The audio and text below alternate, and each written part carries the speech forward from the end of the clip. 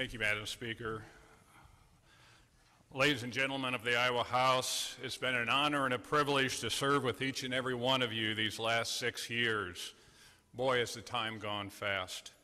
It seems just yesterday when I was entering with one of the larger freshman classes ever. The class of 2011 included 29 new legislators. 6 years later, 14 remain.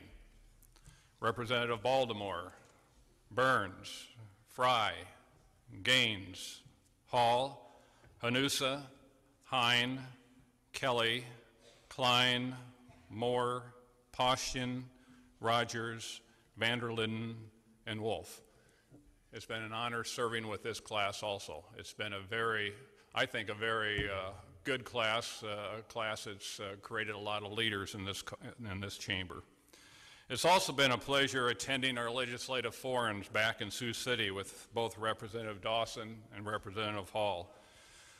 Normally it was just the three of us, so it was always 2 against 1, but I tried to take it easy on them.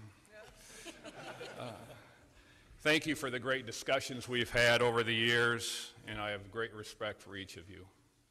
Representative Dawson, it's a pleasure being in the same retirement class with you. And Representative Hall, being you are still fairly young, and I won't be around to set you straight anymore, I felt you could use a little help, so I picked a book out of my home library, and I'm going to give it to you. And it's called How to Do Everything Right. So, I came to Des Moines with one objective: to help make Iowa a better place to live, work, and raise a family. I came with the intent of solving problems, helping people, and getting the financial affairs of the state back on solid ground. My objective from day one has been to work every day to actually get things done. I'm certainly not a smooth talker, so I figured I'd better be a doer. Mark Twain once said, "It is better to keep your mouth closed and let people think you are a fool than open it and remove all doubt." I have always believed a superior person is modest in their speech, but excels in their actions. And in order to get things done, you must be able to work with others and gain their support. And for that to happen, you must be willing to compromise and realize you will normally not get everything done that you want to do. Unfortunately, not everyone thinks the same way I do. What a wonderful world that would be if that was the case. But I guess people can't be right all the time. I'm proud of the accomplishments this chamber has made over the last 6 years, particularly education reform, property tax reform, and leaving the state in a strong financial condition. And I'm privileged to have played a small part in those. In dealing with people, I've always tried to treat everyone with respect. People will forget what you said, people will forget what you did, but people will never forget how you made them feel. I'd also like to think I'm a person who has been willing to accept challenges. It takes courage to make a fool of yourself, and if that's true, I've gained a lot of courage over my life. Along the way, you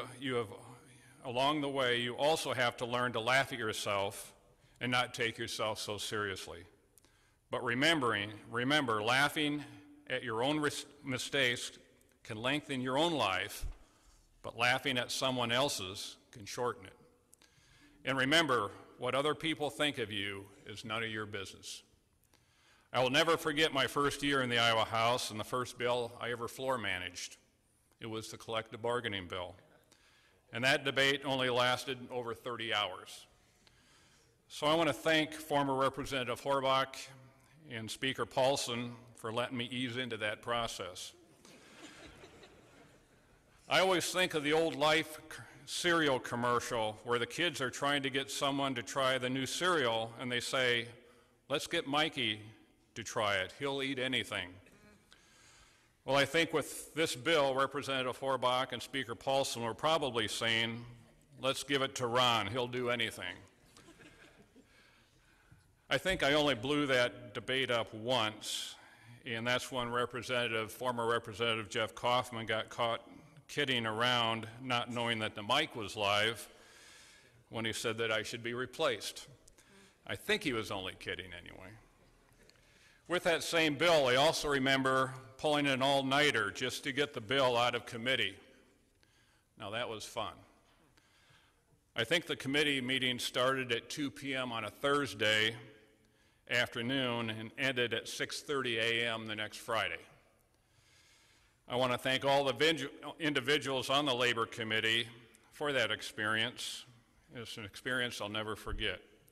I think there was something like 54 amendments on that bill, and the bill took, I think, about 10 years off of my life.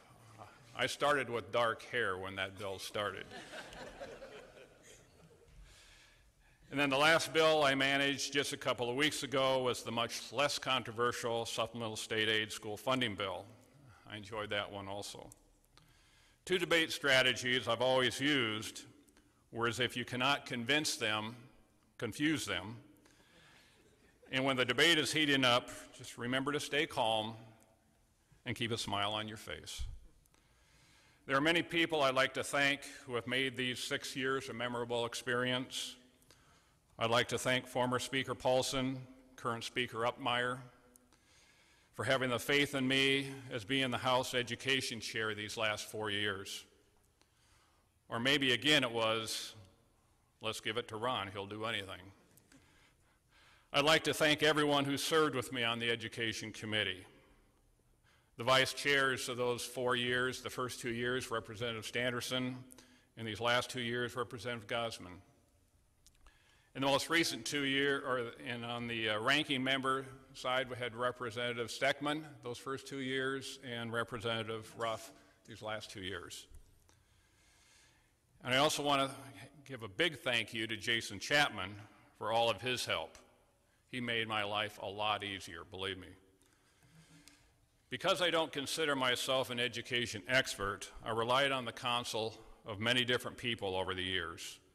Phil, Shan, Mike, Ryan at the Department of Ed, the Education Lobby, Emily, Margaret, Tom, and pretty much everyone else, because just about everyone has an opinion about education. That said, it didn't mean I always did what everyone suggested, but it was still good to listen to the various opinions. And a thank you to Representative Masher, who made sure I followed proper committee protocol, and when I didn't, she was not afraid to let me know about it. The Education Committee can be a challenging committee to handle at times because of the passion everyone has for education, and at times everyone thinks they're an education expert. I do remember once Representative Worthen made a comment to me telling me that he told Speaker Paulson that if he ever put him on the Education Committee, he would physically harm him.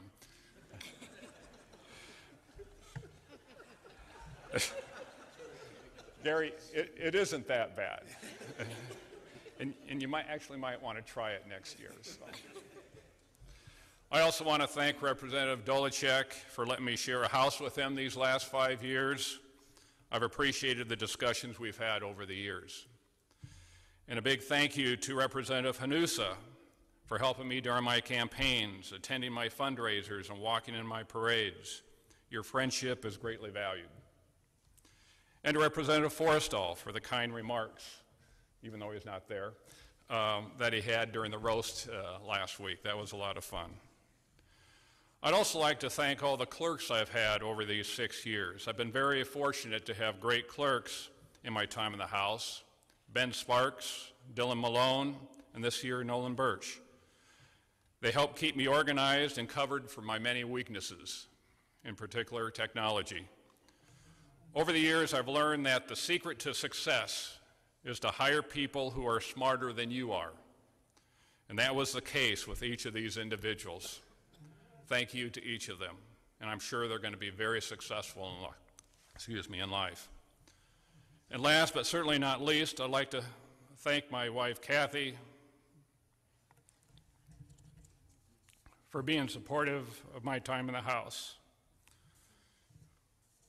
Being home alone during most of the week for 15 straight weeks right in the middle of the winter is not always fun.